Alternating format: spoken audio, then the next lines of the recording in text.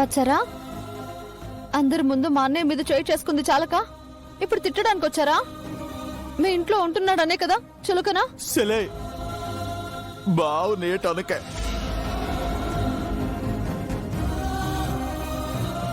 రంగా, నేనెప్పుడైనా పరాయి వాళ్ళ చూసానా?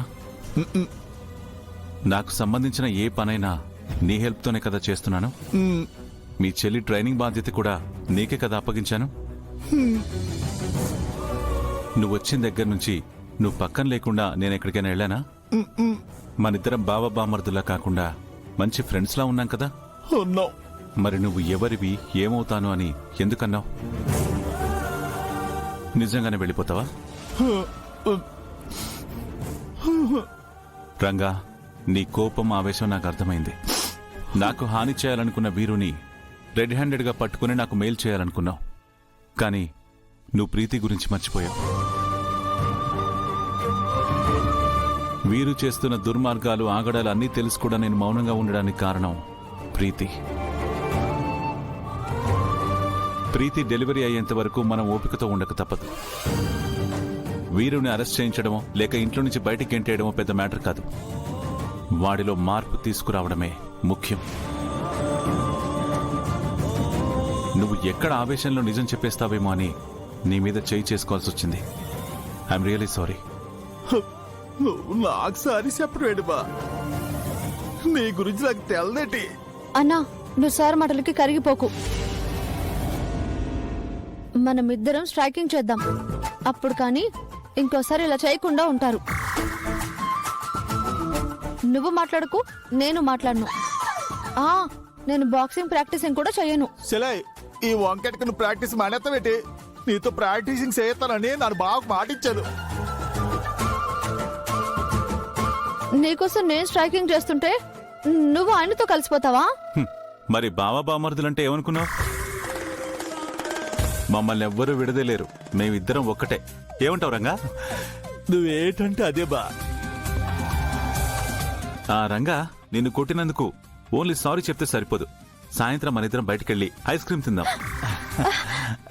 నాకు నువ్వు స్ట్రైక్ లో ఉన్నావు కదా, దాంతో పాటు నిరాహార దీక్ష కూడా చెయ్యి, బాగుంటుంది. అదేటి జరగదు బా. మీరిద్దరూ కలిసి నన్ను ఏడిపిస్తున్నారు కదా. రంగా, నువ్వు మీ చెల్లెలి స్ట్రైక్ గురించి చూడు, నేను వెళ్ళి వీరు సంగతి చూస్తాను. నువ్వు టైంకి వచ్చి నిజం బయట పెట్టావు కాబట్టి సరిపోయిందన్నయ్య. లేదంటే రంగా మాటలు విని ఆయనని పోలీసులు అరెస్ట్ చేసేవాళ్ళు. పుట్టబోయే నా బిడ్డ తన తండ్రిని ఒక దోషిలా చూడాల్సి వస్తుందేమోనని చాలా భయపడ్డానన్నయ్య. నీ వల్ల నా భర్త నిర్దోషి అని అంతా నమ్మారు. లేదంటే ప్రీతి, ప్రీతి, కంట్రోల్ యువర్ సెల్ఫ్. ఇలాంటి టైంలో నువ్వు అసలు ఎమోషనల్ అవ్వడం కరెక్ట్ కాదు. నేనుండగా నీకేమీ కాదు. నాకు తెలుసు అన్నయ్య, కానీ నాకు ఒక విషయం అర్థం కావట్లేదు. ఈ మధ్య ప్రతి విషయంలోనూ ఆయన తప్పు చేశారన్న నిందలు వస్తున్నాయి.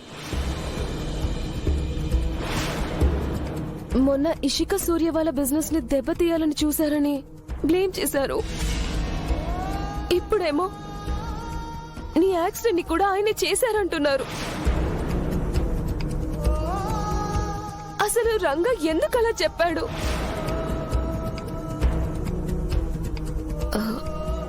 నిజంగా ఆయనే ఏమైనా? చిచి, అలాంటిదేం లేదమ్మా. నువ్వు దీని గురించి ఎక్కువగా ఆలోచించుకో. పద, నువ్వు రెస్ట్ తీసుకుందు గాని పద.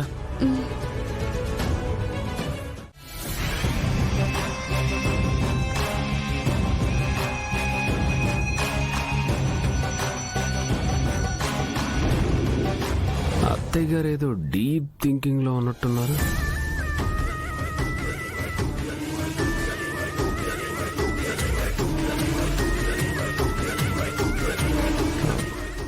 అత్తయ్య గారు, ఎందుకు అత్తయ్య గారు ముభావంగా ఉన్నారు?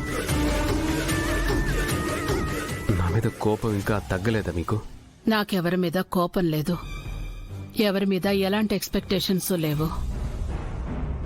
ఎవరిని నమ్మే పరిస్థితుల్లో కూడా లేను. మీరెందుకు అలా ఉంటున్నారో నాకు తెలుసు అత్తయ్య గారు. మీరు నన్ను ఎంతగానో నమ్మేవారు. పరిస్థితులు ఒక్కొక్కటిగా మీ నమ్మకాన్ని చంపేశాయి. కానీ నాకిప్పుడు నా నిజాయితీ నిరూపించుకునే అవకాశం వచ్చింది. మీ నమ్మకాన్ని తిరిగి సంపాదించుకుంటాను. ఒకసారి మీరిలా రండి. ఎక్కడికి? రండి అత్తయ్య గారు, చెప్తాను. కొన్ని నిజాలు అందరి ముందు బయట పెట్టాలి. ప్లీజ్ రండి.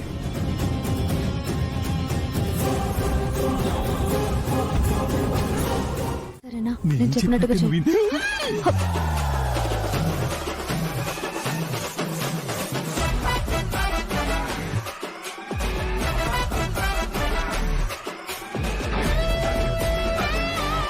ఏంటి దొంగ కోళ్లు పడుతూ దొరికిపోయిన 420 గాళ్ళలాగా ఫేస్ ఇద్దరు అలా పెట్టారు?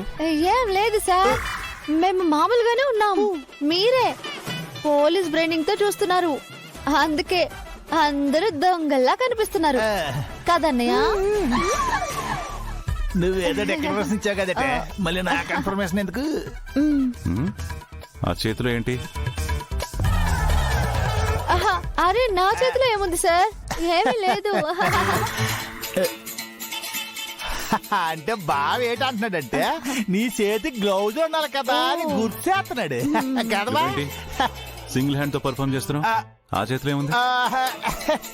ఏటుంటావా నా చేతులు ఏటుంటాయి, రేఖలు ఉంటాయి.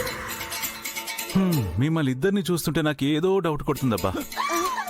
కొంపదీసి ఏమైనా పిచ్చి పిచ్చి ప్లాన్స్ వేశారా? లేదు సార్. ఒక్కవేళ ఏమైనా చేశారని తెలియాలి, మీ ఇద్దరి తాట తీస్తా.